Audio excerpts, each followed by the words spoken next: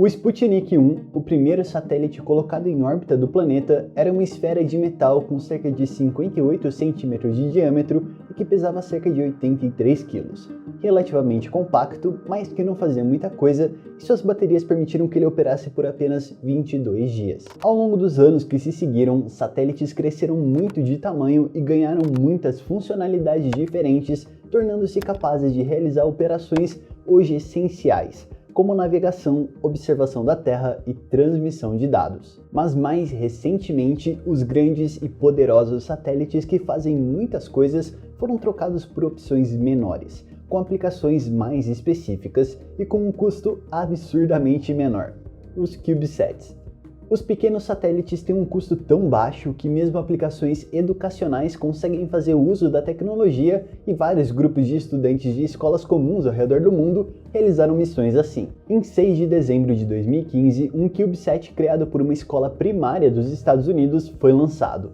Cerca de 400 crianças participaram de todo o processo de design, construção e teste do satélite, que foi liberado da estação espacial pelo deployer da NanoRacks em 16 de maio de 2016. Cada quilograma lançado ao espaço custa muito dinheiro, e quando se fala sobre qualquer aplicação espacial, essa é uma das preocupações principais na hora de realizar um projeto. E os satélites podem ser divididos em algumas categorias baseados em sua massa. Os satélites grandes são aqueles com mais de 1 tonelada.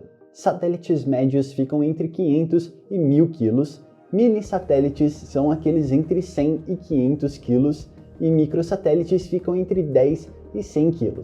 Já nanosatélites ficam entre 1 e 10 kg, e é nessa faixa que os CubeSats se encaixam. E é claro que esse tipo de nomenclatura nem sempre é escrita em pedra e você pode acabar encontrando algumas definições diferentes por aí.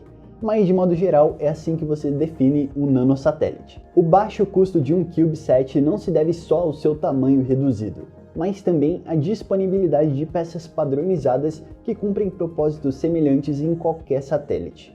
E a palavra aqui é essa: padronização. O padrão dos CubeSats utilizados até hoje foi criado por pessoas da Universidade Estadual Politécnica da Califórnia e na Universidade de Stanford, em 99, com o objetivo inicial de facilitar o acesso ao espaço de universidades. Esse padrão evoluiu ao longo dos anos e é de domínio público. Os documentos com as especificações estão disponíveis na internet para qualquer pessoa que queira acessá-los. E o nome CubeSat nos faz entender intuitivamente que são satélites em formato de cubo, mas esse não é necessariamente o caso. A unidade padrão de tamanho para um CubeSat é definida como U. Um U, ou uma unidade, equivale a um cubo com 10 cm de lado e com uma massa de até 2 kg. Mas dentro do padrão CubeSat há opções com 1,5U, 2U, 3U, 6U ou até 12U. E a maior parte dos CubeSats atualmente são de 3U, já que garantem um pouco mais de carga útil e maior captação de energia solar sem custar tão mais caro. É o CubeSat com melhor custo-benefício geralmente. Esses tamanhos padronizados também permitem que empresas especializadas criem sistemas para liberação em órbita. A NanoRacks é um bom exemplo disso. Esses sistemas de liberação podem funcionar em lançamentos normais ou podem pegar carona em uma viagem à ISS, por exemplo. Alguns meses atrás, a estação espacial ganhou um novo componente, o Bishop Airlock, que fica preso a uma das portas do módulo Tranquility e serve como base para lançamentos da NanoRacks. Satélites enviados à estação são colocados dentro dele em um dispenser especial que tem capacidade de até 144 unidades. O braço robótico da estação então pega o airlock como um todo e o coloca na posição correta.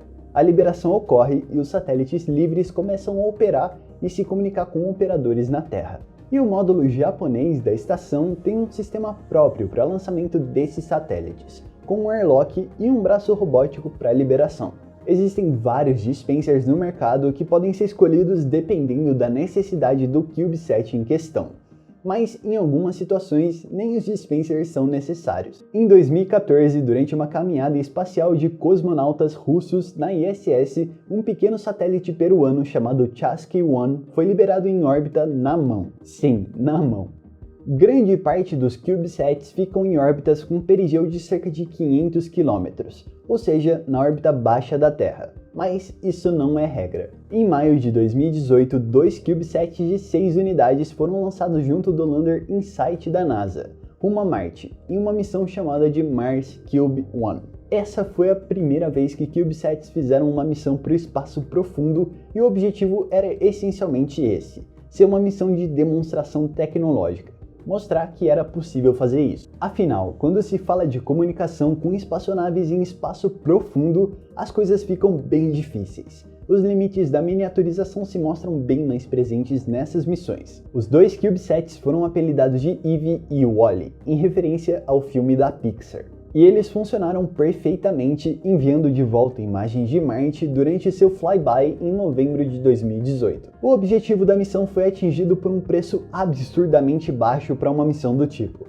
18,5 milhões de dólares. Mas claro, pegando carona em outra missão maior. CubeSats também podem ser muito úteis quando combinados em grandes constelações. É o caso dos CubeSats Dove, da empresa Planet Labs. Estes são satélites de observação de 3 unidades com painéis solares dobráveis relativamente grandes. Algumas centenas desses satélites já foram lançados, já que eles decaem relativamente rápido e precisam ser substituídos à medida que saem de órbita. Dependendo da sua órbita, eles conseguem ter uma resolução de aproximadamente 3 a 5 metros. Se estiverem na órbita da estação espacial, por exemplo, eles conseguem ver uma porção da Terra de cerca de 24 por 16 km.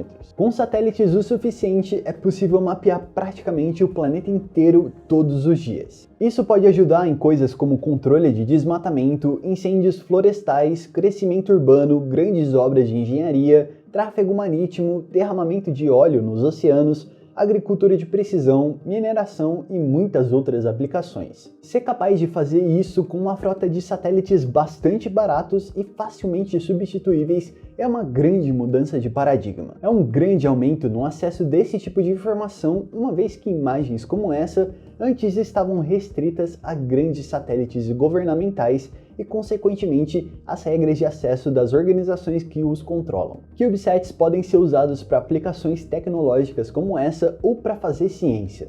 Há uma infinidade de possibilidades com essa tecnologia. E por serem tão pequenos e tão leves, um lançador potente pode colocar muitos deles em órbita de uma só vez. Em 24 de janeiro de 2021, a missão Transporter-1 da SpaceX quebrou o recorde de satélites colocados em órbita ao levar 143 a bordo de um Falcon 9, entre eles 120 CubeSats. Mas uma missão não necessariamente precisa carregar só CubeSats. Muitos lançamentos têm mais capacidade de carga do que o necessário e por isso é possível incluir nanosatélites como carga secundária. Eu tenho falado ao longo do vídeo inteiro que é barato, mas quanto exatamente custa um lançamento de um CubeSat? Olá, eu sou o Lucas Fonseca, eu sou engenheiro espacial.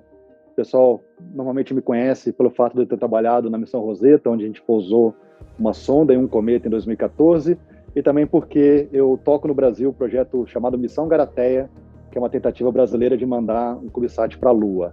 Mas eu também tenho um lado de empresário, eu tenho uma empresa chamada Airvantes, uma empresa que já tem há mais de 10 anos, ela atua na área de New Space, e a gente ajuda a trazer CubeSats para o Brasil e lançar esses CubeSats usando aí diferentes vetores de lançamento.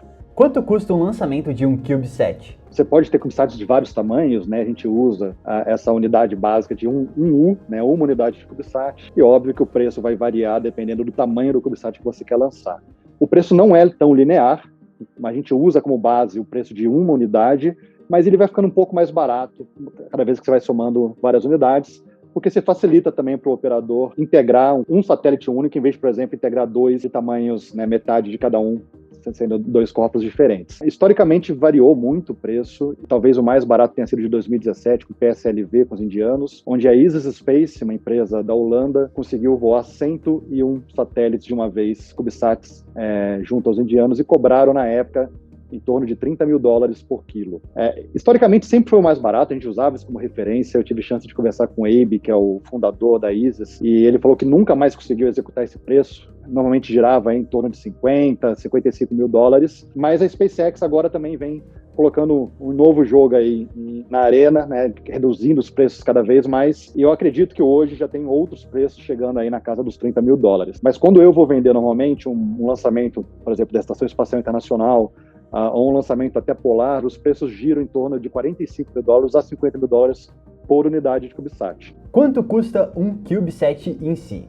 Acho que a conta de padeiro mais fácil é você assumir que o preço para construir um CubeSat é exatamente o mesmo preço para lançar o CubeSat. É uma conta bem simplificada, óbvio que vai depender da complexidade do CubeSat, vai depender do tamanho da equipe, que tipo de missão que é, se é uma missão comercial, se é uma coisa mais acadêmica, tudo isso vai variar bastante, mas só para ter uma ideia, dá para igualar mais ou menos que o preço de construir um CubeSat é o mesmo preço de lançar. Lembrando que são várias etapas, então você tem desde a etapa de pesquisa e desenvolvimento, da proposição do projeto, tem a construção, tem toda a parte de certificação, né, de integração e teste, tem a parte de integração no lançador e também tem toda a parte de papelada, burocracia, de você dar entrada dos pedidos nos órgãos competentes para poder fazer teu CubeSat voar. Mas a ideia principal é, se você tem uma empresa, uma startup hoje em dia, quer colocar um satélite para voar, o preço do lançamento vai ser na mesma magnitude do preço da construção do satélite.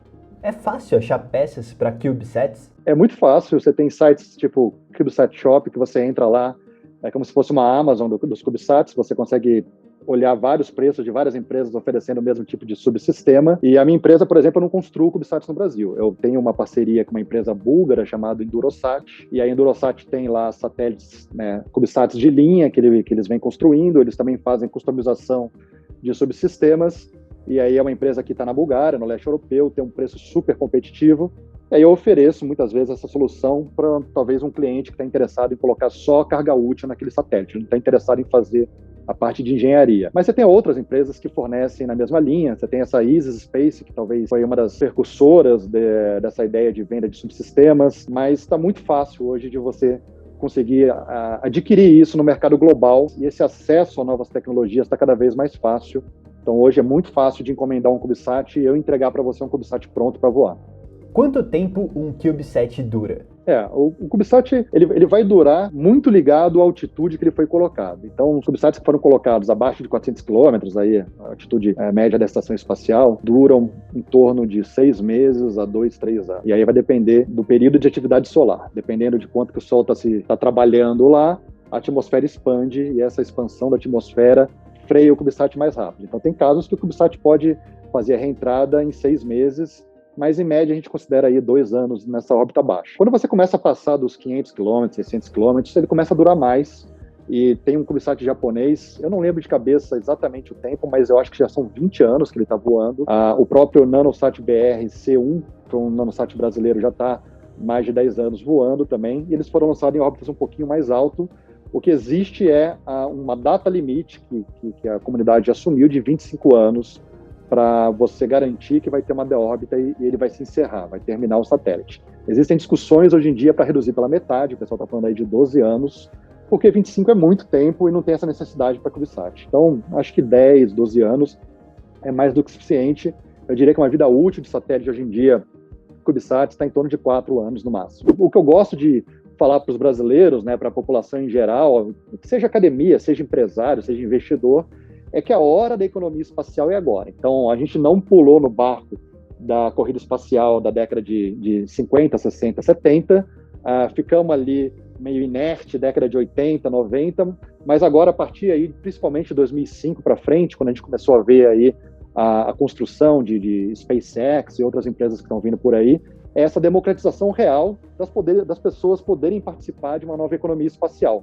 Então, o que a gente vem tentando fazer, junto com a minha empresa, por exemplo, a Airvantes, é conectar essas oportunidades para as pessoas. Então, hoje eu consigo lançar satélites através de uma iniciativa nacional, consigo ligar, por exemplo, para um parceiro europeu para entregar uma solução pronta para uma pessoa que quer colocar isso para testar um mercado, fazer coisas novas e, claro, sempre dando suporte também para a universidade. Então, quem tiver interesse em conhecer um pouquinho melhor esse mundo, pode, óbvio, acessar a página da Airvantes, procurar meu contato lá, que eu vou estar sempre disponível aí para explicar como que o Brasil pode fazer parte da nova economia espacial.